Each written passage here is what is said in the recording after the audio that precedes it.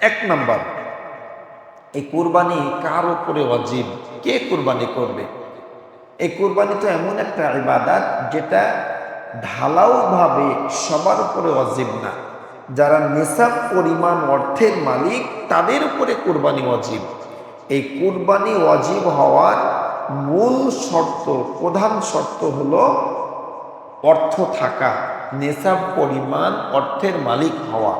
অর্থাৎ যে অর্থ থাকলে আপনাকে জাকাত দেওয়া লাগে সেই পরিমাণ অর্থ থাকা। জাকাতের ক্ষেত্রে মাসআলা হলো দীর্ঘ 1 বছর ওই অর্থটা আপনার কাছে থাকা লাগবে, এরপরে জাকাত ফরজ হয়। কিন্তু কুরবানির ক্ষেত্রে 1 বছর থাকা জরুরি নয়। জিলহজ মাসের 10 তারিখ ঈদের নামাজ থেকে শুরু করে 11, 12, এই 12 তারিখ মাগরিবের আগ পর্যন্ত জাকাত ফরজ হয়। এই পরিমাণ অর্থ যদি আপনার কাছে থাকে তাহলে আপনার উপরে কোরবানি করা ওয়াজিব। এই পরিমাণ অর্থ যদি থাকে, 7.5 ভরি সোনা বা 52.5 ভরি রূপা বা এই পরিমাণ অর্থ যদি থাকে তাহলে আপনাকে কুরবানি করতে হবে। তাহলে 1 নম্বর শর্ত যে মাল থাকা, অর্থ থাকা। 2 নম্বর শর্ত হলো প্রাপ্ত বয়স্ক হওয়া, অর্থাৎ নাবালেগ শিশুর জন্য কুরবানি ওয়াজিব নয়। 3 নাম্বার সুস্থ মস্তিষ্ক হওয়া, অর্থাৎ মানসিক ভারসাম্যহীন যারা আছে, যারা পাগল, যারা উম্মাদ, তাদের উপরে এই কুরবানি ওয়াজিব নয়। এরপরে আরেকটি শর্ত হলো যে যারা সফররত অবস্থায় থাকে, মুসাফির, তাদের উপরে কুরবানি ওয়াজিব নয়। এই 4টি শর্ত হলো কুরবানি করার জন্য। এই 4টি শর্তের মধ্যে যারা থাকবে তাদের উপরে কুরবানি ওয়াজিব হবে। 2 নম্বর মাসআলা, আমরা একটি ভুল করে থাকি, একটা ভুল ওয়ার্ড ব্যবহার করি এই কুরবানিকে কেন্দ্র করে।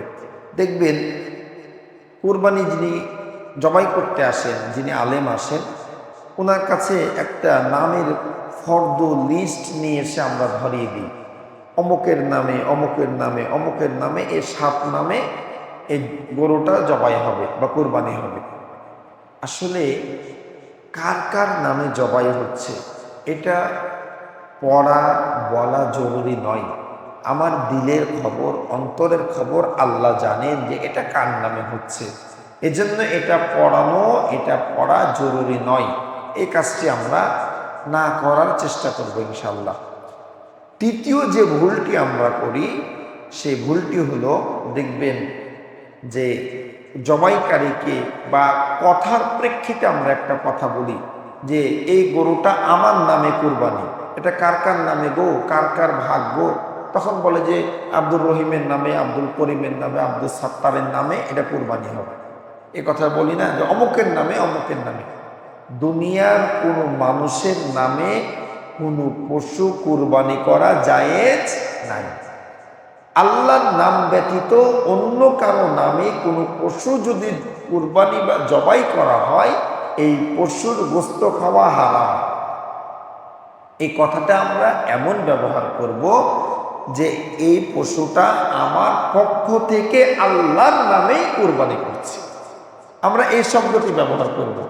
এই কথা বলবো না যে আমার নামে, অমুকের নামে, অমুকের নামে। এটা আল্লাহর নামে করছি আমার পক্ষ থেকে, এই কথাটি আমরা ব্যবহার করব। এটা আমাদের জন্য উত্তম হবে।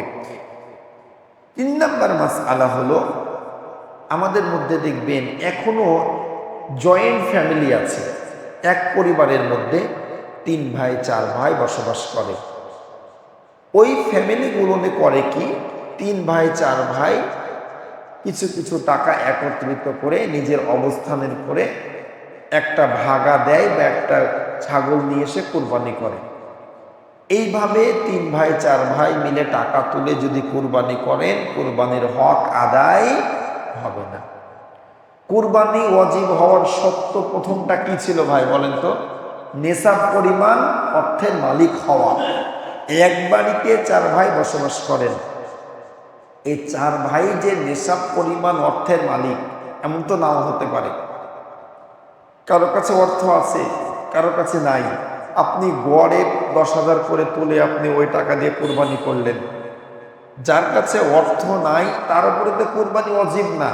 আর একটা ভাগ একজনের জন্যই, এক ভাগে 3-4 জনের টাকা যোগ করে আপনি কোরবানি করবেন, এটা কোরবানি সহি হবে না।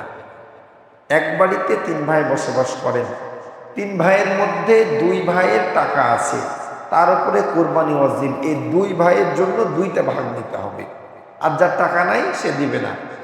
সে যদি দেখা যাচ্ছে যে ইসলাম ভালোবেসে, আল্লাহকে ভালোবেসে সে একটা ছোট খাসি নিয়ে এসে দিল, সেটা আলাদা বিষয়, কিন্তু তারপরে ওয়াজিব নয়, হুকুম না। তাহলে বুঝেছে যে আমরা যারা জয়েন্ট ফ্যামিলিতে বাস করি, এই যে টাকা উঠিয়ে কোরবানি করি, এটা করা জায়েজ নয়। 4 নাম্বার, আমরা কয় ভাগে কোরবানি করব? কোরবানির সময় আসলে গোতাগুতি লেগে যায় যে 7 ভাগে কোরবানি হবে না। 1 থেকে শুরু করে 7 ভাগ পর্যন্ত আমরা কোরবানি করতে পারবো। জোড়ও হতে পারে, বেজোড়ও হতে পারে। 1, 2, 3, 4, 5, 6, 7, এই 1 থেকে 7 ভাগ পর্যন্ত প্রত্যেকটি ভাগেই আমরা কোরবানি করতে পারবো, এতে কোনো সমস্যা নাই। এখন আসুন, এই কুরবানির পশুর বয়স, এই কুরবানির পশুর বড় পশু যেটা আছে অর্থাৎ উট, এই উটের জন্য পূর্ণ 5 বছর বয়স হওয়া লাগবে। এবং মহিষ, গরু, এই 2টা প্রাণীর জন্য 2 বছর বয়স হওয়া লাগবে। খাসির জন্য পূর্ণ 1 বছর বয়স হওয়া লাগবে। ভেড়া আর দুম্বা এগুলোরও 1 বছর হওয়া লাগবে।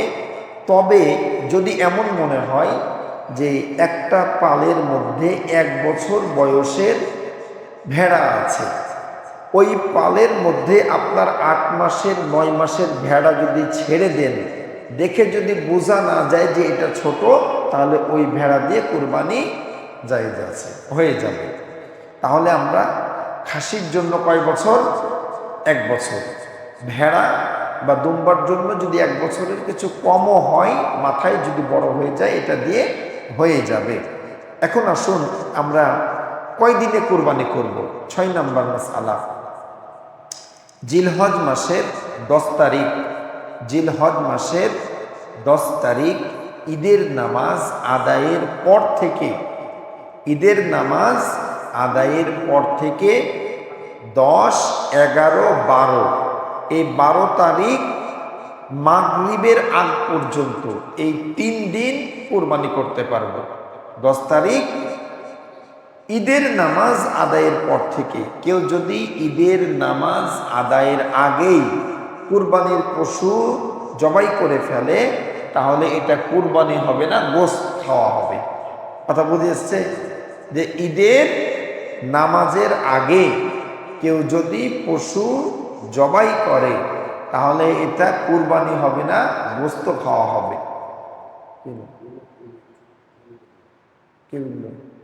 কেন চলে যান, বন্ধ করে দিতে, চলে যান। আচ্ছা যান, আপনি দেখছি আমি সবটা। হ্যাঁ, ওদিক লাগিয়ে চলে যান।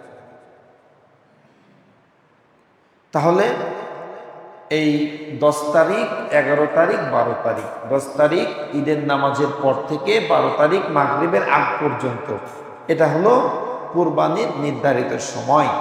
7 নাম্বার মাসআলা, কোনো গরিব মানুষ, কোনো অসহায় যার কাছে নিসাব পরিমাণ অর্থ নাই, ওই ব্যক্তি যদি মনে করে যে আমি কুরবানি দেব, তাহলে সে দিতে পারে, এটা তার জন্য উত্তম হবে। কিন্তু যদি তার উপরে জুলুম হয়, টাকা নাই, পয়সা নাই, ধার দেনা করে কুরবানি দিচ্ছে, এমন যদি হয়, আর ওই ধার যদি পরিশোধের অ্যাভেলিটি তার কাছে না থাকে, তাহলে না দেওয়াই ভালো। তবে যদি এমন হয় যে টাকা আছে, এখন হাতে নাই, 2 দিন পরে পেয়ে যাব, সেক্ষেত্রে ধার করে কুরবানি দিলে এটা আপনার জন্য উত্তম হবে। তাহলে 7 নম্বরে যারা গরিব আছে, অসহায় আছে, আমরা চাইলে কুরবানি করতে পারি। এখন আসুন 8 নম্বরে আমরা শুনব যে এই কুরবানির পশুর স্বাস্থ্যগত দিক কেমন হবে, বা কোন কোন পশু দিয়ে কুরবানি করলে কুরবানি সহি হবে না। 1 নাম্বার, ন্যাংরা, এক পায়ে ভর দিয়ে চলতেই পারে না, 3 পায়ে চলে কিন্তু এক পা ভর দিয়ে চলতেই পারে না, এমন ন্যাংরা, মানে ওই পশুটা যদি একটা পালের মধ্যে দিয়ে যায় তো ওর পায়ের সমস্যার কারণে যদি পিছে পড়ে যায়, এই পরিমাণ যদি ন্যাংরা হয়, ওই ন্যাংরা পশু দিয়ে কুরবানি জায়েজ হবে না। 2 নাম্বার, অন্ধ, চোখে দেখতে পায় না, সামনে খাবার দিয়েছেন খেতে পারে না, এরকম অন্ধ পশু দিয়ে কুরবানি হবে না। বয়সের ভারে দাঁত সব উঠে গেছে, এরকম পশু দিয়ে কুরবানি হবে না। শিং মূল থেকে ভেঙে গেছে, শিং ভেঙে নাই, মূল থেকে নাই, এরকম পশু দিয়ে কোরবানি হবে না। হ্যাঁ, মনে করেন যে এত বড় শিং আঙ্গালের এতটুকু ভেঙে গেছে, এটা আলাদা বিষয়, কিন্তু মূল থেকে যদি উঠে যায় ওরকম পশু দিয়ে কোরবানি হবে না। এখন কিছু গরু আছে যে গরুর শিঙই উঠে না, মুন্ডা, মাথাতে শিঙই নাই, সেটা আলাদা বিষয়, ওই পশু দিয়ে কোরবানি হয়ে যাবে। 5 নাম্বার, নেজ কাটা, অর্ধেকের বেশি যদি নেজ কাটা হয় তাহলে ওই পশু দিয়ে কোরবানি করা জায়েজ হবে না। এই যে শর্তগুলো আমরা শুনলাম, এই 5টি শর্ত যদি পূরণ না করি আমরা, ওই পশু দিয়ে কোরবানি হবে না। এরপরে 9 নাম্বার শর্ত হলো বেনামাজি বা হারাম ইনকাম যারা করে তাদের সঙ্গে কোরবানি দিলে কোরবানি হবে কিনা। এই কুরবানির কথা বলতে যে আল্লাহ বলেছেন, কুল ইন্না সলাতি, নিশ্চয়ই আমার নামাজ, ও নুসুকি, আমার কুরবানি, ও মাহইয়া, আমার বেঁচে থাকা, ও মামাতি, আমার মরে যাওয়া, লিল্লাহি রাব্বিল আলামিন, আসমান জমিনের মালিক আল্লাহর জন্য। তাহলে এখানে আল্লাহ 1 নম্বরে কি বললেন? কুল ইন্না সলাতি, তোমার নামাজ, আল্লাহ আগে নামাজের কথা বলেছেন। অনুসুকি, তোমার কুরবানি, আল্লাহ যেহেতু আগে নামাজের কথা বলেছেন, কোনো বেনামাজি যদি আমার ভাগের মধ্যে কুরবানির ভাগে অংশীদার থাকে, তার কারণে আমার কুরবানিও নষ্ট হয়ে যেতে পারে। যেহেতু আল্লাহ কুল ইন্না সলাতি আগে নামাজ শর্ত দিয়েছেন, একমত। দ্বিতীয় মত হলো, মুফাসসিরিন ইকরামগণ বলছেন, ফিকাহবিদগণ বলছেন, ইন্নামাল আমালু বিন্নিয়াত, প্রতিটি কাজ তার নিয়তের উপরে নির্ভরশীল। এখন যে নামাজ পড়ে না, যে হারাম অর্থ দিয়ে কুরবানি করছে, সে তার নিয়তে পার হবে, আমার নিয়ত খালেস, আমি পার হয়ে যাব। 2টা মত।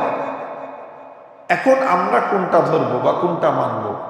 আমার পরামর্শ হলো যে আমার কুরবানির ভাগের মধ্যে এমন কোনো মানুষ আমি কেনই নিতে যাব যে নামাজ পড়ে না, যে হারাম ইনকাম করে, সব কথা, আমি ওরকম মানুষ নিব না। ভালো যে কটা পাবো সেই কটা দিয়ে আমি কোরবানি করব, এটা আপনার আমার জন্য উত্তম হবে।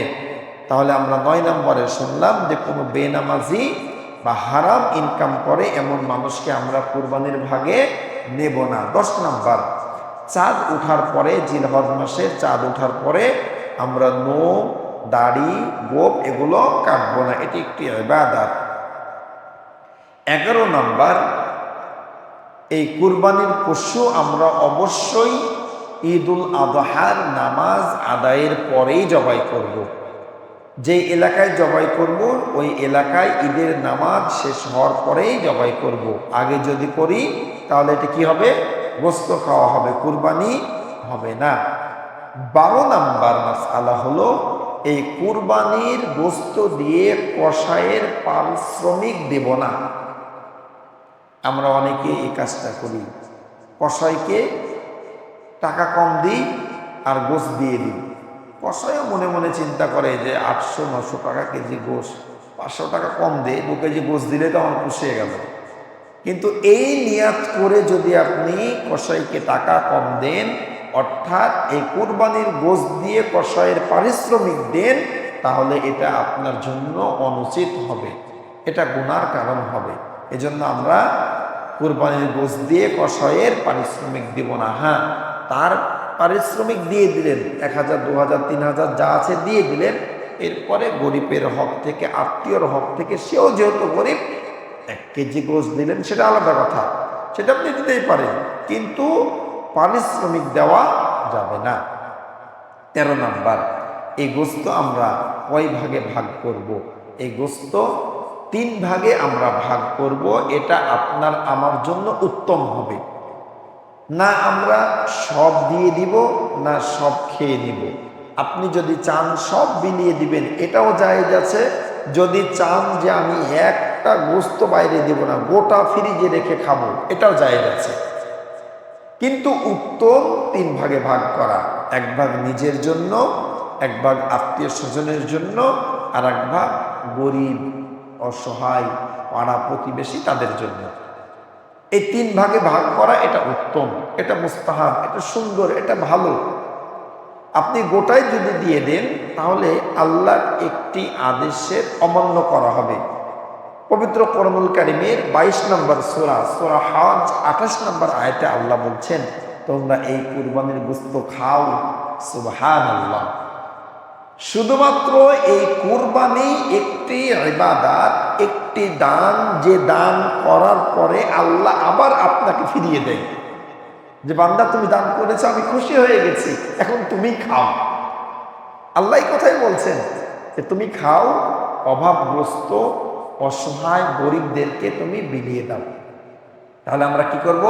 নিজেদের জন্য রাখবো, এলাকাবাসী, গরিব, অসহায়কে এবং আত্মীয়কে দিব।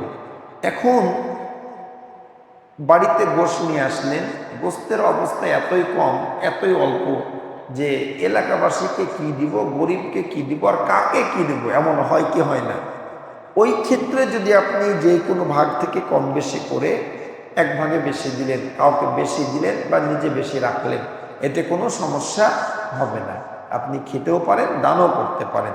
তবে উত্তম হলো 3 ভাগে ভাগ করা। 14 নম্বর মাসআলা হলো, এই কুরবানির গোশত কতদিন খাওয়া যাবে? মুরব্বীরা বিশেষ করে বলেন যে আগেকার যুগের মানুষ 3 দিনের মধ্যে খেয়ে শেষ করেছে। আগেকার হুজুররা বলতেন 3 দিনের বেশি 4 দিন খাওয়া যাবে না। এখনকার নতুন নতুন হুজুরের নতুন নতুন ফতোয়া আছে না নাই? আপনি চাইলে কুরবানির গোশত সারা বছর খেতে পারেন, এতে কোনো সমস্যা নাই। আপনি ফ্রিজার করতে পারেন, রেখে খেতে পারেন, এতে কোনো সমস্যা নাই। 15 নম্বর, অতি গুরুত্বপূর্ণ একটি মাসআলা, কুরবানি এবং আকিকা একসঙ্গে হবে কিনা? প্রতি বছর এই নিয়ে আমাদের মধ্যে কথা উঠে, প্রশ্ন আসে। আচ্ছা বলেন তো, কুরবানি করা কি ওয়াজিব? কুরবানি করা ওয়াজিব, আর আকিকা দেওয়া সুন্নত বা মুস্তাহাব। দিলে ভালো, না দিলে কোনো ক্ষতি নাই। এখন ওয়াজিব ইবাদত কেউ যদি তরক করে, সে গুনাহগার হবে, কবিরা গুনাহ হবে। নবীজি বলছেন যে কারো পরে কুরবানি ওয়াজিব, আর সে কুরবানি করলো না, সে যেন ঈদগাহে না আসে। কি ভয়ঙ্কর কথা! এটা কুরবানির জন্য, কিন্তু আকিকার জন্য এরকম কোনো শর্ত নাই। দুইটা দুই ইবাদত। এই দুইটা দুই ইবাদত হওয়ার কারণে কিছু কিছু আলেমদের মত হলো যে এই কুরবানির দিনে আকিকা না করাই উত্তম। আকিকা করার জন্য সারা বছর আপনার পড়ে আছে, উত্তম হলো 7 দিনের দিন করা। 7 দিনে পারলেন না 14 দিন, 14 দিনে পারলেন না 21 দিন, 21 দিনে পারলেন না সারা বছরের কোনো একদিন দিলেই হয়ে যাবে। কিন্তু কুরবানি সারা বছর হবে, 3 দিনই হবে। তো আপনি এই 3 দিনে কুরবানির আনন্দ করেন, কেন আকিকা করছেন? পরে করেন। এজন্য আমরা চেষ্টা করব কুরবানির মধ্যে আকিকা না আনার। এরপরে যদি করেন, যেহেতু এটা মতবিরোধ একটি মাসআলা, একটি বিষয়, কেউ বলেছেন হবে, কেউ বলেছেন হবে না, এজন্য আমরা এই ঝামেলায় না পড়াই আমাদের জন্য উত্তম হবে। 16 নাম্বার, ধার করে কুরবানি দিলে কুরবানি হবে কিনা? ধার করে কুরবানি দিবেন, ওই ধার, ওই ঋণ পরিশোধের অ্যাবিলিটি যদি থাকে, সামর্থ্য যদি আপনার থাকে, তাহলে ধার করে কুরবানি দিলে কুরবানি হয়ে যাবে। 17 নাম্বার, কারোর সামর্থ্য আছে কুরবানি করলো না, নবীজি বলছেন সে যেন ঈদগাহে না আসে। এজন্য আমরা অবশ্যই কুরবানি করব। 18 নাম্বার, কুরবানির দিনের শ্রেষ্ঠ ইবাদত হলো পশুর শরীর থেকে রক্ত প্রবাহিত করা। অর্থাৎ কুরবানি ঈদের দিনের, ঈদুল আজহার দিনের সবচেয়ে উত্তম ইবাদত হলো কুরবানি করা। এজন্য আমরা অবশ্যই আমলটি করবো ইনশাআল্লাহ। 19 নাম্বার, কিছু মুরব্বী আছে দেখবেন এই কুরবানির ঈদের দিন হাঁস মুরগি জবাই করতে দেয় না, যে আজকে খালি কুরবানি হবে, হাঁস মুরগি জবাই চলবে না। এটা একটা ভুল ধারণা। আপনি চাইলে অবশ্যই এই কুরবানির দিনে হাঁস মুরগি জবাই করতে পারেন আপনার প্রয়োজনে। এরপরে 20 নাম্বার, এই দুইজনে মিলে কুরবানির পশু জবাই করা। অর্থাৎ হুজুর জবাই করেছে, জবাই করতে করতে হাড্ডির পরে যেয়ে চাকু থেমে গেছে, কসাই পাশে দাঁড়িয়ে আছে, হুজুর দেন, হুজুর আমাকে দেন, আমাকে দেন। চাকু নিয়ে শুরু করে দিল গলার পরে চাকু চালানো।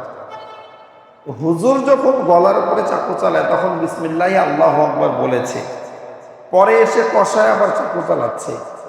হুজুর বলেছে হুজুরেরটা, কসাই যদি বিসমিল্লাহ আল্লাহু আকবার না বলে ওই পশু জবাই সহি হবে না।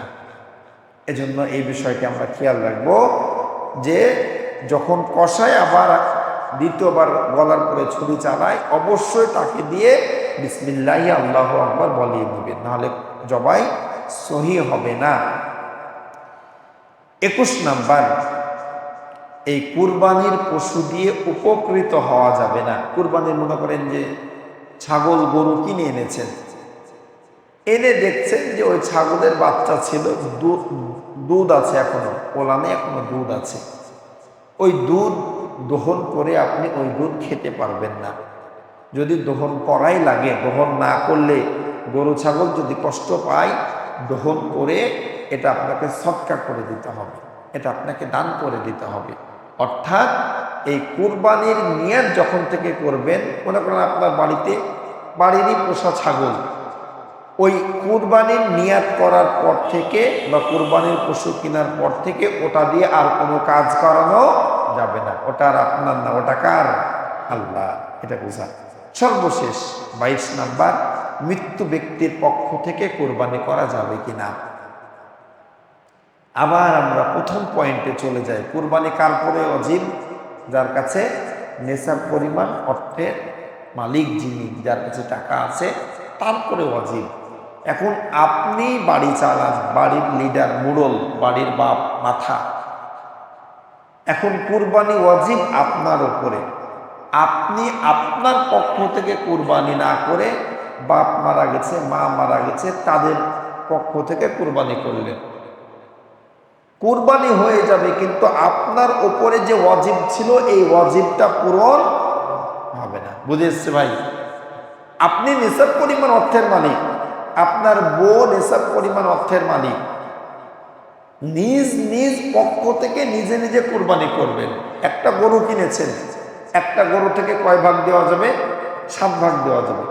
আপনার পক্ষ থেকে একটা ভাগে আপনি নিয়াত করলেন, বাবা মারা গেছে, বাবার পক্ষ থেকে একটা, মার পক্ষ থেকে একটা, এটাতে কোনো সমস্যা নাই, কিন্তু নিজের যে ওয়াজিবটা আগে, এটা আগে পূরণ করবেন, এরপরে আপনি চাইলে দিতে পারেন, এতে কোনো সমস্যা নাই। আরেকটি মাসআলা হলো, যদি মৃত ব্যক্তি ওসিয়ত করে যায় যে বাবা আমি মৃত্যুর পরে আমার পক্ষ থেকে একটা কুরবানি করো, এরকম ওসিয়ত যদি করে যায় তাহলে ওই গোশত কিন্তু আপনি খেতে পারবেন না, ওটা দান করে দিতে হবে। আর ওসিয়ত যদি না করে যায়, আপনি নিজের থেকে করলেন, এতে কোনো সমস্যা নাই, এই গোশত আপনি খেতে পারবেন, সবাই খেতে পারবে। আল্লাহ রাব্বুল আলামিন আমাদের সবাইকে বুঝার আমলের তৌফিক দান করুন, বলছি আমিন। ওয়া আখিরু দাওয়ানা আলহামদুলিল্লাহি রাব্বিল আলামিন। আল্লাহুম্মা আমিন। আয় আল্লাহ তাআলা, এশার নামাজের পর থেকে এই পর্যন্ত আয় আল্লাহ তাআলা কুরবানির মাসআলা সম্পর্কে তোমার প্রিয় বান্দাদেরকে কিছু কথা শুনিয়েছি। আল্লাহ আমাদের সবাইকে কথাগুলো আমল করার তৌফিক দান করো। আমাদের জন্য কোরবানির সকল বিধান মানা তুমি সহজ করে দিও আল্লাহ। আল্লাহ আমাদের সবাইকেই কোরবানি করার তৌফিক দান করো আল্লাহ। আমাদের কোরবানিগুলো তুমি কবুল করো আল্লাহ। সুবহানা রাব্বিকা রাব্বিল ইজ্জাতি আম্মা ইয়াসিফুন ওয়া সালামুন আলাল মুরসালিন ওয়ালহামদুলিল্লাহি রাব্বিল আলামিন। আসসালামু আলাইকুম।